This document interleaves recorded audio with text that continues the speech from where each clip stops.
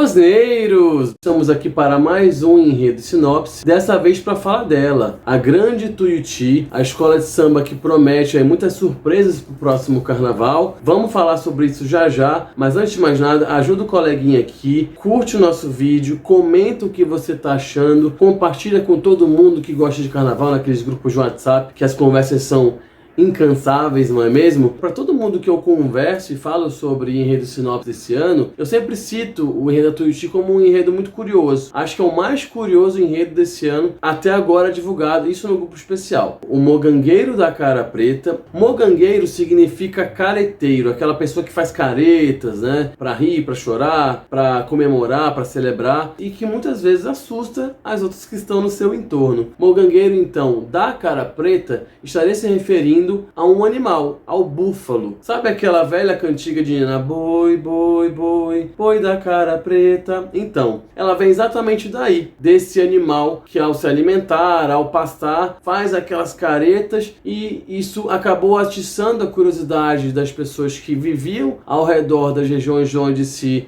animal se tornou mais popular, então se tornando inclusive uma cantiga de Niná. Este é o objetivo da Tuiuti, falar sobre esse ser mitológico em alguns lugares e muito importante na pecuária brasileira. Então, entrando um pouco no que a sinopse propõe para o próximo carnaval da Tuiuti de 2023, nós vamos ter aqui uma certa dificuldade na leitura dessa sinopse, que é muito interessante. É uma sinopse sucinta, uma sinopse muito objetiva, mas que, de uma certa forma, entrega vários pontos daquilo que podem ser os principais componentes do próximo carnaval da escola. Fica um pouco confuso em alguns aspectos, porque ela antecipa alguns pontos que facilmente poderiam caber nos próximos setores que a gente consegue fazer a leitura, e a gente vai então dividir esse espaço para vocês, essa setorização que a gente entendeu da apresentação da sinopse da escola, para que vocês possam entender um pouquinho melhor sobre como esse enredo vai se desenvolver. O primeiro setor, então, é sobre a chegada dos búfalos ao Brasil. A escola ela utiliza o pano de fundo da comercialização das especiarias da Índia pelos continentes americanos, europeus, africanos e tudo mais, lá nos primórdios da colonização. E ela acaba utilizando esse argumento para mostrar que, através dessas grandes viagens que aconteceram ao longo dos anos, esses animais chegaram até terras brasileiras. Na verdade, através de uma fábula, onde muitos acreditam no norte do país que esses búfalos estavam sendo levados para a Guiana Francesa e esse navio naufragou. Então esses animais, por serem muito fortes, conseguiram a nado chegar até a costa do Brasil,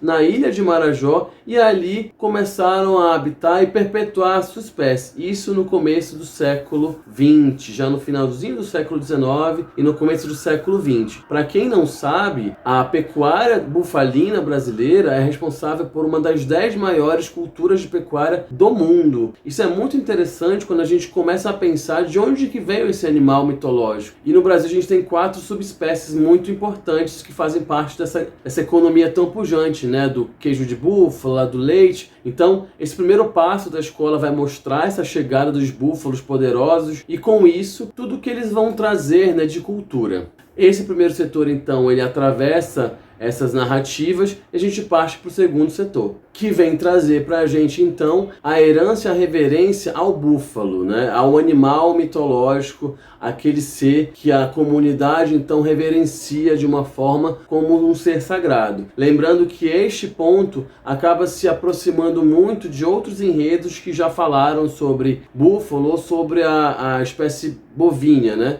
Então, nessa segunda etapa da reverência, a gente vai ter, então, o aspecto da cultura e da dança da herança africana. Os povos bantus, dos nossos antepassados bantus, eles acabavam fazendo uma romaria em procissão, em que eles estilizavam uma peça do búfalo para que eles andassem em procissão através do canto e da dança, graças a esse animal, louvando então seria uma colheita frutífera nas suas terras. E essa procissão também deu herança para o Alto do Boi, deu herança a várias manifestações culturais ao redor do Brasil, mas principalmente ao Festival Folclórico da Ilha de Marajó, que está na sua 5ª edição agora. Inclusive, a data de lançamento do enredo coincidiu com um dos dias do Festival Folclórico lá na Ilha de Marajó, que divide e separa 3 grandes cidades. E é nesse terreno então que a gente encontra um ambiente fértil para falar do Festival Marajoara da Cultura Amazônica, que é citado no enredo da Tuiuti e que serve como ponto principal de exaltação da cultura bufalina, exaltação do animal búfalo-bumbá, que participa desses festejos então nessa região, e é através deste festival que a Tuiuti começa a fazer a sua narrativa sobre o Carnaval de 2023, porque curiosamente no dia 14 de julho que passou agora, foi o primeiro dia do festival, do 5º Festival Folclórico, né, Marajoara. E nesse contexto e nesse festival nós encontramos um vasto terreno para falar de figuras locais, como o mestre Damasceno, por exemplo, que também será citado no enredo da Tuiuti, com uma personalidade muito importante, um poeta, compositor, cantor, cego, que faz da sua cultura e da sua música um resgate do que a gente considera como cultura marajoara de raiz. Essa festa que acontece no Soure, na Cachoeira do Arari e em Salvaterra, em 3 cidades na região da ilha de Marajó. E esse mestre Damasceno é um dos responsáveis por propagar então essa cultura do Festival Folclórico do Búfalo Bumbá, que acontece todos os anos, e ele tem mais de 400 toadas, né, sendo compostas já para essa manifestação cultural. Então aqui o Búfalo Bumbá ganha um grande destaque como uma figura, um animal que as pessoas, né, e quem convive ali com ele canta, dança e fala com esse bicho que se propõe a ser então peça-chave do enredo da Tuiuti. E quando a gente fala que as pessoas falam então com o boi, a gente está chegando ao terceiro setor da escola, a comunicação com o Búfalo Bumbá e a representatividade desse animal dentro da literatura e dos costumes populares. Vamos chegar então à cantiga de ninar do Boi da Cara Preta e vamos chegar à primeira citação que acaba fazendo referência ao título do enredo, o Mogangueiro. Mas de onde vem essa expressão especificamente? Onde a gente pode encontrar de uma forma que faça-se uma conexão com essa especificidade, né, de careteiro e tudo mais? É através dos livros que Rosa Magalhães e João Vitor Araújo liam na sua infância e sua adolescência, que chega então essa grande ideia de utilizar essa expressão. Mogangueiro é um termo utilizado no livro Grande Sertão Veredas, de Graciliano Ramos, um clássico da literatura brasileira, e é através desse trecho que a Tuiuti então aproveita para dar título ao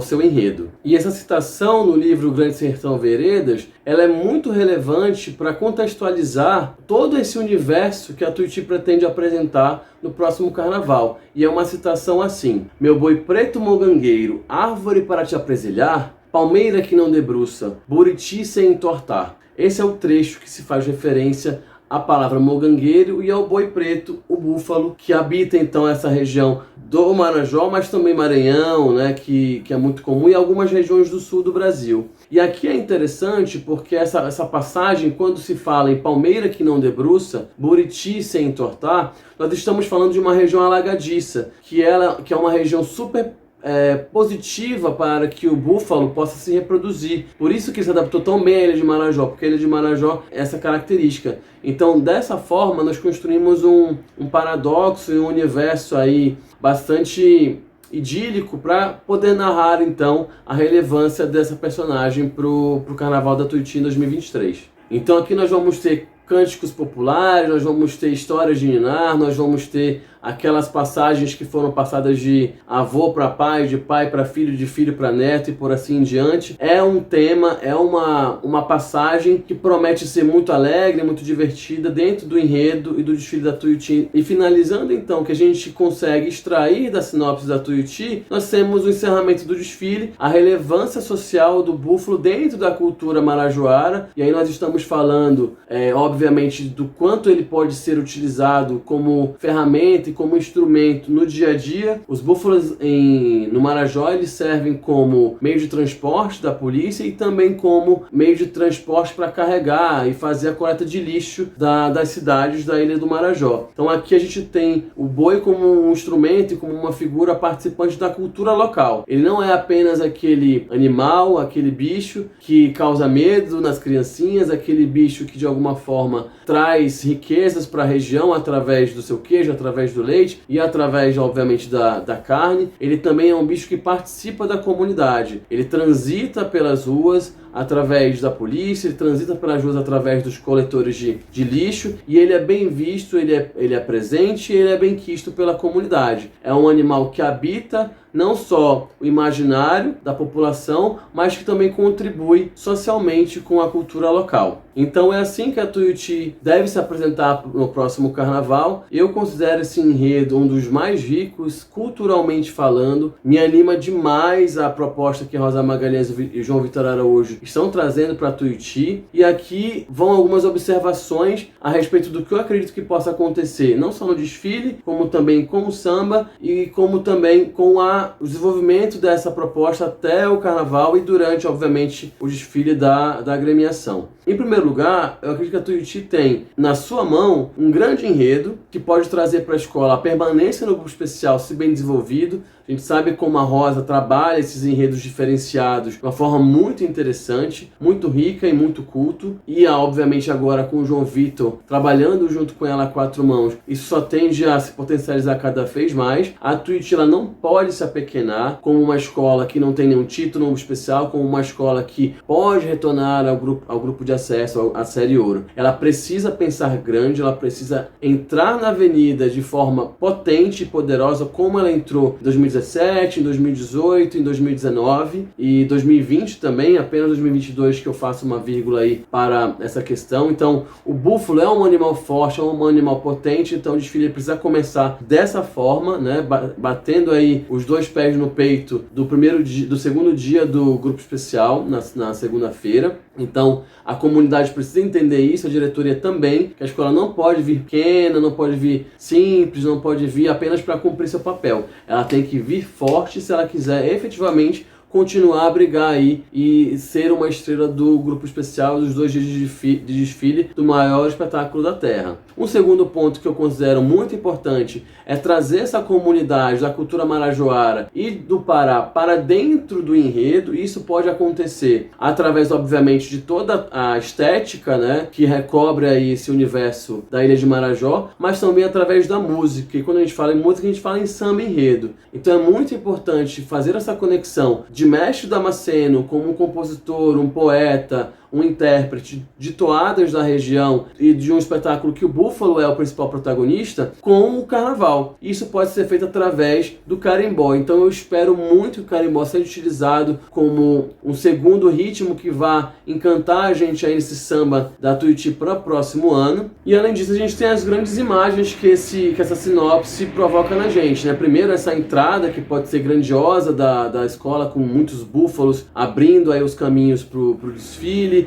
a cerâmica marajoara, o próprio festival folclórico, né, e seus búfalos bumbás que compõem essa narrativa, os mestres, os cantadores, os cânticos populares, a cantiga de Niná do Boi da Cara Preta, tentando assustar uma criancinha. Então tem várias imagens que essa sinopse ela provoca na gente, e isso faz com que seja bastante animador essa perspectiva para o próximo carnaval da Tuiuti. E o Pará como componente aí cultural de riqueza popular é algo super interessante que pode ser explorado numa maior proporção. A Índia também como a origem desse búfalo, né? A origem desse animal. E o Pará como pano de fundo para se contar essa história e a sua conexão com a Índia e essa fábula, essa mitologia que cerca esse animal é sempre um aspecto muito interessante. Lembrando que o Pará já foi enredo em vários desfiles ou fez parte de vários desfiles aí de carnaval, como a Aquarela Brasileira da Império Serrano e os Caruanas da Beija-Flor em 99. Eu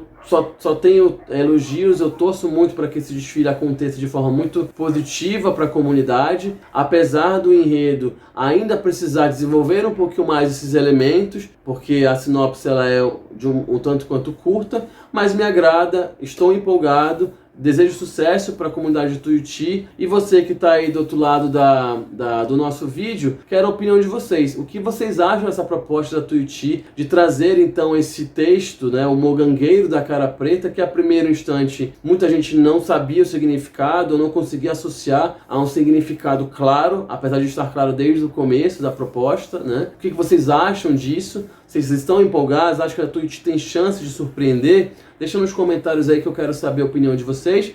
Então, aguardo todo mundo até o próximo vídeo. Muito obrigado.